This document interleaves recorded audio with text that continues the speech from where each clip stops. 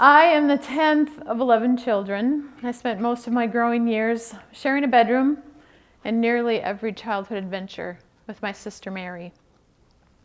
She was 2 years, 4 months, and 1 day older. I adored her. I thought she knew everything because she was so much older. Now, we spent a lot of time talking, discussing.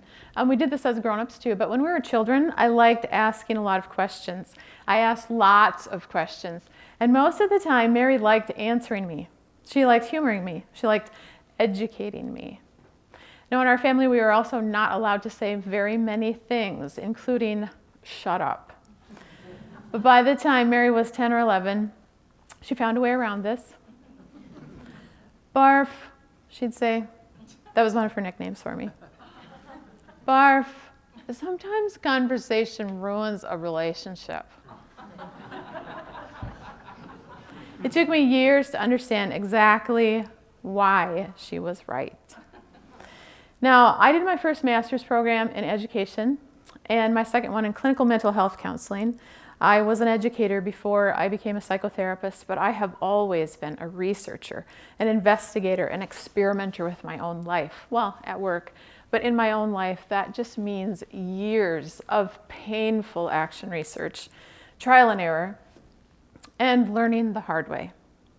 Good thing is I do learn, and when I do, I share. You're welcome.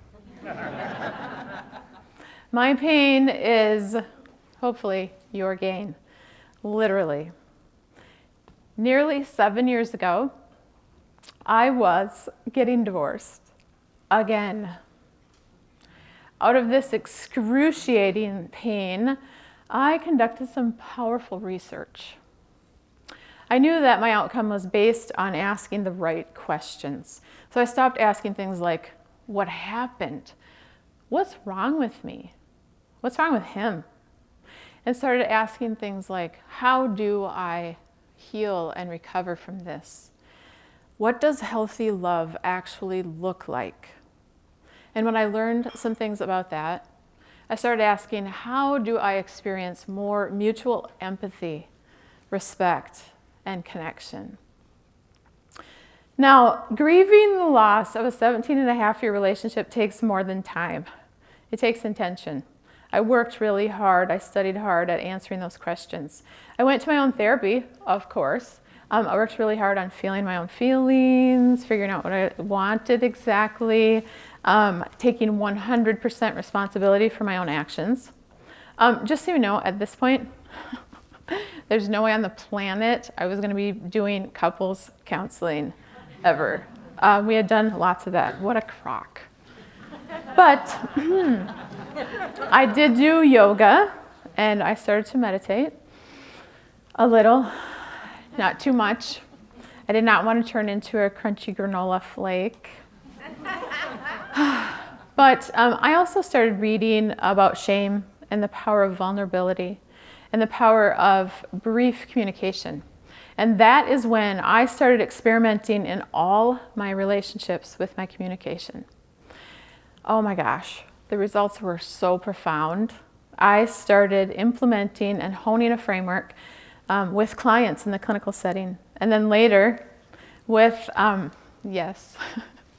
couples and individuals in my private practice, where I specialize now in love and loss. I'm going to show you that framework tonight. It's really cool. I think you're going to like it. But first, you have to see this. This is a pattern of communication that I have seen without exception. 100% of the people that I have talked to, whether in the clinical setting or private practice, in relationship, this pattern is recurrent in their life. I bet you recognize it. We use it lots of different places, lots of different relationships, right? So let's take a look at it.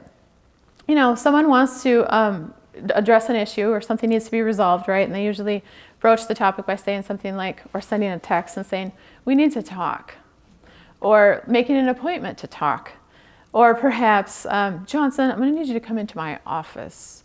Or if we're talking to one of our kids, it might be, son, have a seat, right?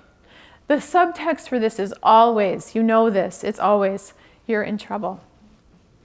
But the conversation is followed by, here's what's happening, bam, bam, bam, bam, bam, yada, yada, this is this, and this is happening, I feel this way when you do this, or something's going on at work and this is happening, etc., right? Or we're telling our kids all the ways that they've done this thing incorrectly, of course, right? And the subtext for this, honestly, is I know what's happening. I have this figured out. It's my perspective matters right now. Shut up and listen. And hey, if we're going to complain about something, we know that if we are going to complain, we need to have the answer, the solution. So we follow this up quickly by like, here's what you need to do. Do this, not that, right? The subtext for this still remains like, I have this figured out. My perspective matters. And in fact, I'm smarter, I'm better, maybe I'm better at this. And when this happens, there's always an ultimatum, always. It can be inferred, it can be unspoken, it can be understood between people. They know that there's a consequence, right? In relationship, it can be something like, I'll stay angry. There will be no sex. Or this relationship could be over, right? Now, here is an example. Honey, I worked all day too.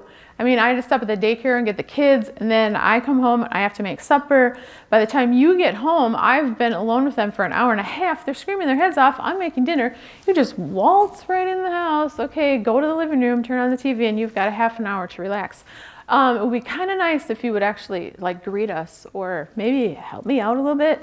I would love to have a half an hour to just decompress after work, right? Now, here's the thing. All of us get into what I like to call complete empathy gridlock. There are some relationships or people or situations in our life or relationships or intimate relationships where we just care about our perspective so much, we don't care how the other person's feeling. We don't have anything to give them. We just want something from them, right?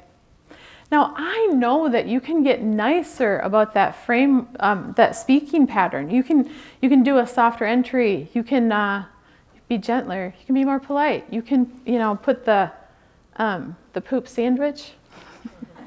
You can do all that stuff. Believe me, I know. And in fact, couples counseling spends a lot of time and energy getting people to work on this, right? In fact, it'll even give you permission to take your turn and share your perspective while your partner's supposed to sit there and do their attentive listening and attending behaviors and pretend that they are going to be ready to give you some empathy. And if you're really good, maybe you will behave and issue an empathy statement, right? It's like telling children to say they're sorry when they're really not. So the text can shift, but the subtext never does. And the subtext is disrespectful. It's demanding. You're requiring something from someone. It invites defensiveness. I don't know who of us like to be spoken to this way. We pretty much all hate it, right? But the thing that it really does, and it does this over and over, it asserts, it establishes, and it maintains a power differential in the relationship. And the person who is doing that takes no risk in their communication. Guess what? This has absolutely no chance of getting us the good stuff. Pretty much zero. The empathy, respect, and connection, not going to happen. So here it is. This has a better chance. Clean, non-blaming communication starts with its 4 steps with rules. And hey, if you don't like the rules, just think of these as guidelines and then follow them anyway. First one, 3 words, I feel and an emotion. The second is I want or I don't want. And this is without the word you, so it's not like what I want you to do or what I want from you or anything like that. It's about what I want in my own life right now or what I'm really longing for.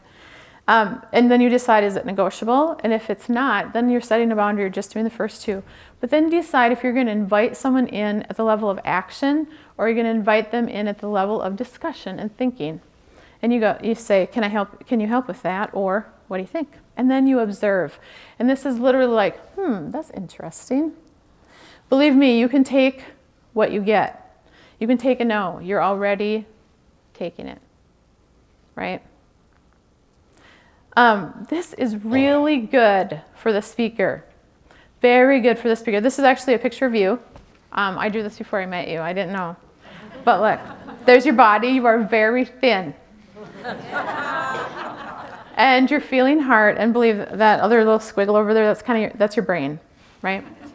So this is good for the speaker because you actually have this other part of you, which is, I like to call it the gentle, benevolent observer, the central part of you, which can be metacognizant, think about your thoughts, notice your feelings, right? And you actually sometimes override your impulses and your instincts. When you do that, when you pause in the moment and you ask yourself, how am I feeling? And what am I really wanting in this moment? If you also try to apply language to it, you are stimulating multiple areas in your brain at the same time. You practice doing this, and over time, you're creating new neural pathways. It's great. You are actually strengthening your limbic system, which is the place that houses your capacity for empathy and connection. Believe me, you can handle it if you don't get what you want in the moment, because you're getting stronger anyway. Now this is good for the listener also.